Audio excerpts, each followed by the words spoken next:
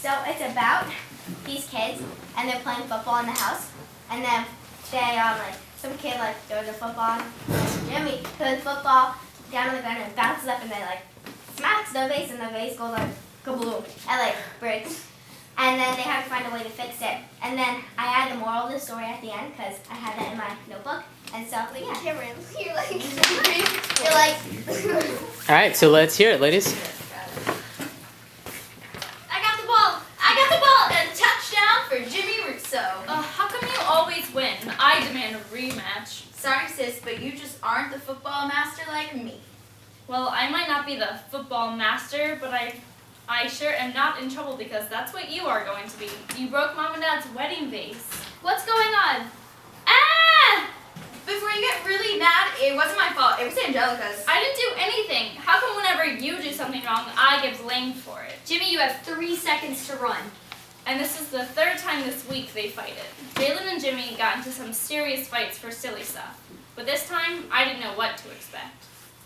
Stop! You guys fight way too much. Jalen, it was an accident. Jimmy, you have to be more careful. I know it's an accident, but how are we going to fix the wedding vase, know-it-all? Hey, that's not nice. Anyway, maybe we could just tell Mom and Dad. We could do that, or we could get grounded. Technically, wouldn't only Jimmy get grounded because he broke the vase? Hey, actually, wouldn't Jalen get grounded too because she almost killed me with her fists? Well, fine. Well, then what are we going to do?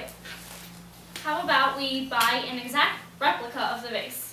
Yeah, that's a great idea. Really? No. That's a horrible idea. Where are we going to find an exact replica of the vase? Yeah, where are we going to find an exact replica of the wedding vase? Sorry that I'm not giving out horrible ideas. I know. Try using that brain of yours. Hey, I'm trying to help. Jimmy, this is all your fault, and you haven't given any ideas yet. How about we try putting it back together? Well, that's actually a good idea. What? That's the stupidest idea you get. The stupidest idea gets picked? You've got to be kidding me. Sometimes I wonder why I even try. I know it's a good idea because, of course, the genius of the family thought of it.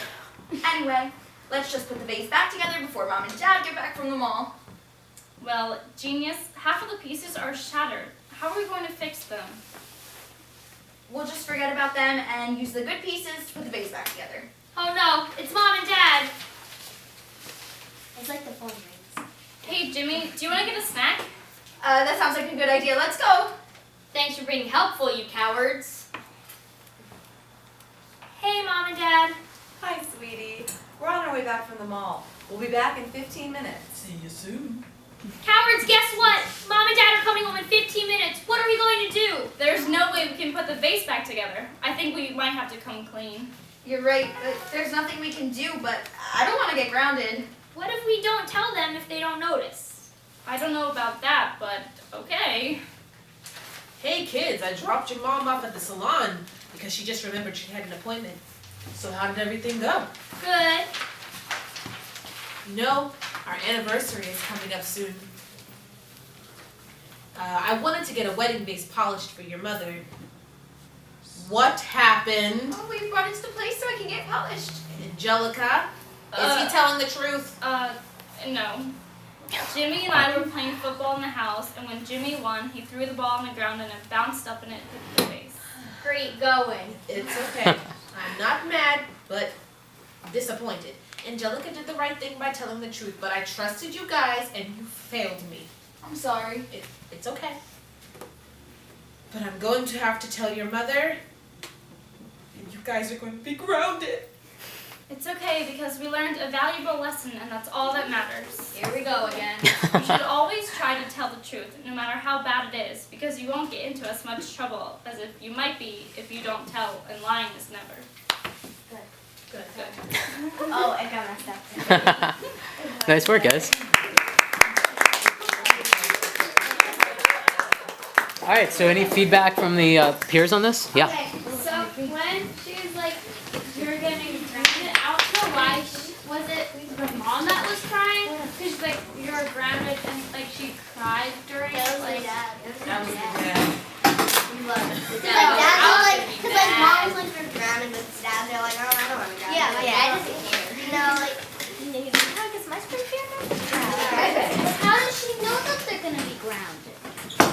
can kind of tell depending on what you did. You know when you're in trouble. Yeah, Ava. Okay, so I really like your story. And I think like when the phone rings, like you should like ring. No, I did add that because there's like some parts that need to be narrated. Yeah, it's in the like stage the directions. Yeah, it's in the stage direction, so I'll put that in as like narration, whatever the word is, and like so people will like actually do that because like. Yeah, well, the way that you've got it set up now is probably right. So when we Yeah. actually go, like, when we actually put it on stage and we stage it, we'll actually use that. Fighted.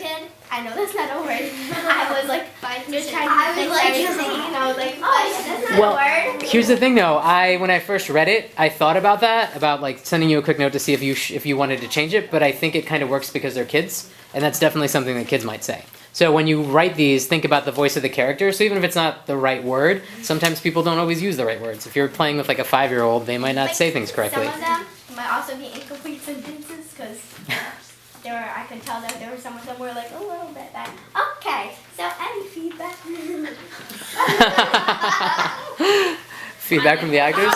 Lindsay, go ahead. From last week, I like how you added the moral to it and how you did put that in how we talked about it. So I really liked it, and it like came out very well. I think this is a really good example of developing on one singular conflict. The only thing I would suggest is going back and making your small revisions, but other than that, it's really good. Yeah, and that's something that is really important for you guys, just making the revisions. I saw that there was a lot of changes between last week and this week on some of the pieces, which is important because there's a lot of professional writers of all kinds, novelists and stage authors and screenwriters that say that writing is mostly rewriting. So you write a story and it might not be great, but you go back and you kind of edit your ideas, work on the language, work on different parts, and it gets better. This is what happened. I had to write a buddy story and finish it, so I was finishing this and then I wrote a buddy story, and then my whole entire story was like a flop. So then I had to rewrite that, and then that one was bad, so I had to rewrite that. So that's why I was up so late. I was like, oh, I gotta do playwrights. So Your revisions on this from last week though, like the ending aside, just the things we went back and fixed are really good. Because it won't make any sense. I'll have somebody read them. Yes. you're like, no.